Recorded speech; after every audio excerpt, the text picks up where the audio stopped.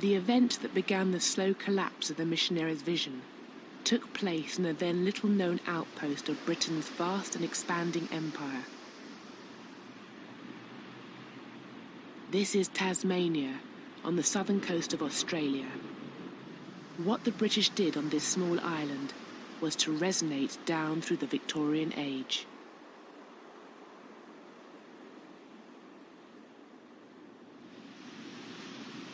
When the British started to settle in Tasmania in 1803, they encountered the ancient Aboriginal peoples of the island. Only 5,000 strong, they had lived in complete isolation for 10,000 years, on the very edge of the habitable world. The settlers saw these people through ideas brought with them from Europe. Quite early you get expressions of disgust and shock about the way the Tasmanians lived. To the Europeans, it appeared that the Tasmanians were without culture, they were without religion, they were godless. So they looked upon the Tasmanians as people who'd been left behind by history. And they also related to a very popular idea of the late 18th century, that is the Great Chain of Being, that the various races of humankind were arranged in hierarchical order, and that the Tasmanians were uniquely savage and primitive, and therefore can be treated almost as animals. The British set about building a new capital and settling the surrounding countryside, land that for millennia had been the prime hunting ground of the Aboriginals. Out in these fields and pastures, far from the control of the authorities, the settlers were free to displace and abuse the Aboriginals. From the 1820s, a huge amount of Aboriginal land has been taken up, and there is this enormous struggle between Aboriginal people and whites. Of course, it's very hard to document a lot of the settler violence because they know that it is against the law to kill Aboriginal people. They are being told that Aboriginal people are British subjects, but they certainly reveal in their diaries and journals the desire to kill Aboriginal people. What became known as the Black War was a hidden conflict. The landscape itself was the only witness. The British settlers killed any Aboriginals they encountered. Whole groups were massacred. Kidnapping and rape became commonplace. The Aboriginals regularly attacked the settlers as they fought desperately to defend their land. And as the death toll rose, fear fused with hatred. In such circumstances, it was very easy, on both sides no doubt, to regard the other side as being totally subhuman. I've got no doubt that the Aborigines thought the Europeans were people totally without morality or without any restraint. Equally, the Europeans slipped very quickly into a view that these people were animals and savages. So that conflict in such a racially divided society so easily tips over into an extreme feeling of hatred. The death toll of the Black War had terrifying implications for the Tasmanian Aboriginals. The British, who arrived in ever-increasing numbers, could replace their dead. But the Aboriginals, only 5,000 strong before the war, could not. And by the end of the 1820s, they were at risk of being completely annihilated. The only man who had any hope of halting the violence was the colonial governor, George Arthur. Now, the governor of Tasmania is an evangelical. He knows Wilberforce, and he is aware that his future and his reputation depends on how he deals with this problem above all else. Now, he's already been warned in the late 1820s by the British government that the rapidly declining numbers suggests that these people might be exterminated. And were this to happen, it would be an indelible stain on the reputation of the British Empire, but by implication it would be disastrous for his career.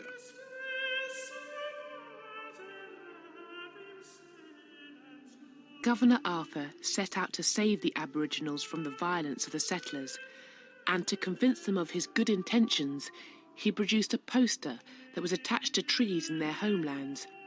It showed a fantasy of interracial unity. The poster spoke of British justice, promising equality before the law.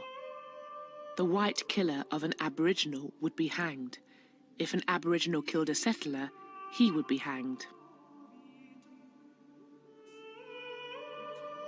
The poster also propagated the lie that the British wanted to integrate with the Aboriginals.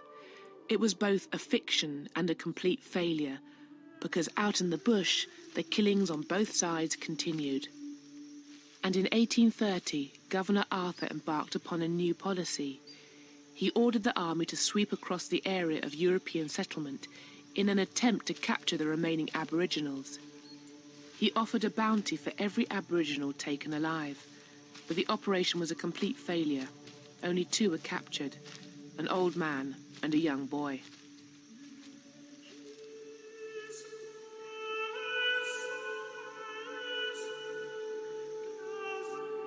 After years of guerrilla warfare, the last few hundred of the original 5,000 Aboriginals had learnt to hide themselves in the bush.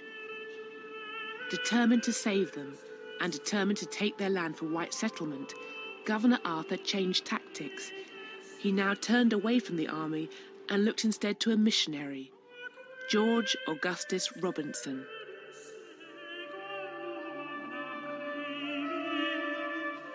He was the leader of a band of Aboriginal converts and was now hired to go into the bush and bring in the remaining Aboriginals. Robinson took a message that the government wanted to come to some sort of an agreement, a negotiation, a peace treaty. And that is, I believe, undoubtedly the way the Aborigines saw it.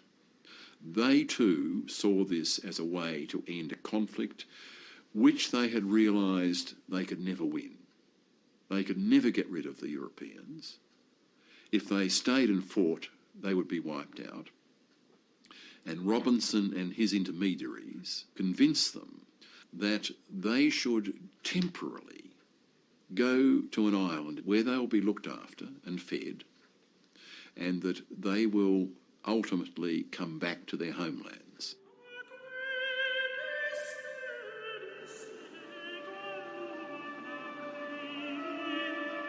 The island was called Flinders Island, and 300 Tasmanian Aboriginals who had been collected by Robinson were transported here.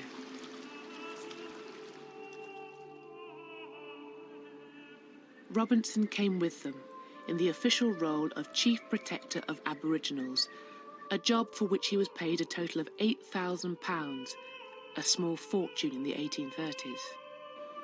A settlement was constructed for them, complete with houses, farmland and a chapel. Robinson called it Point Civilization, and a local artist was brought in to paint the portraits of the last of the Tasmanians. Ginny had been captured by Robinson following the near annihilation of her people by the settlers. Wuradi had been a chief until his community had been wiped out by a European virus.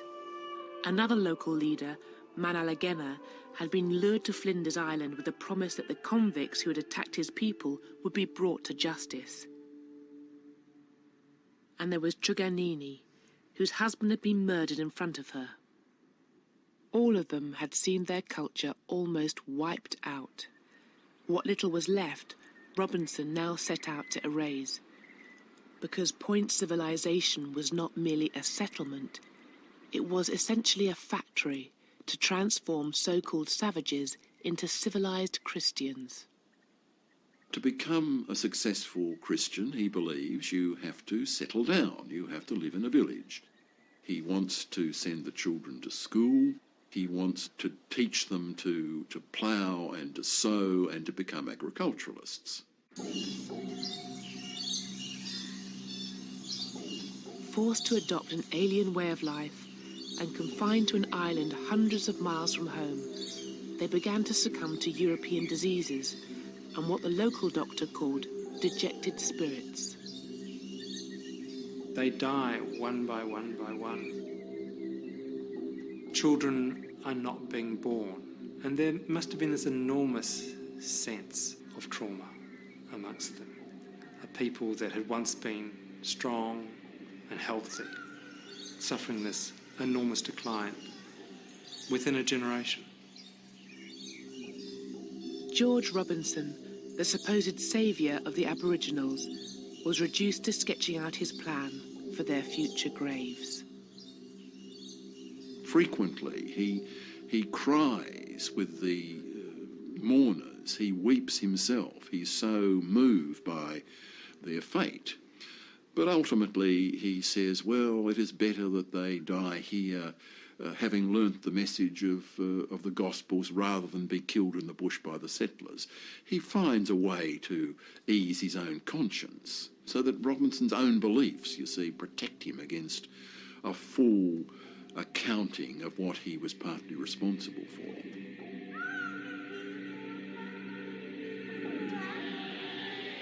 Of the 300 Aboriginals lured to Flinders Island by the mid-1840s, around 260 were dead.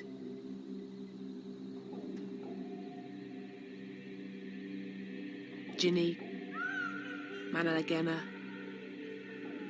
and Wiradi had all succumbed.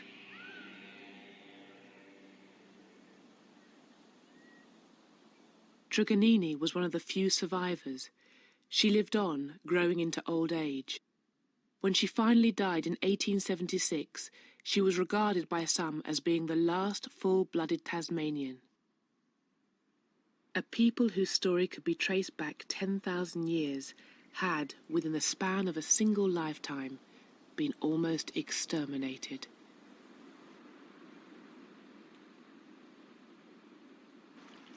What had happened in Tasmania was far from being a unique event. Across the world, indigenous peoples were being pushed to the brink of extinction.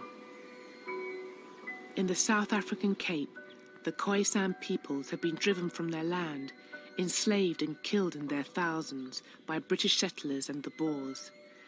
The same forces had also attacked the ancient San Bushmen of the Kalahari, hunting them down as if they were animals. In Newfoundland, the native Beothuk peoples had been completely wiped out by Europeans.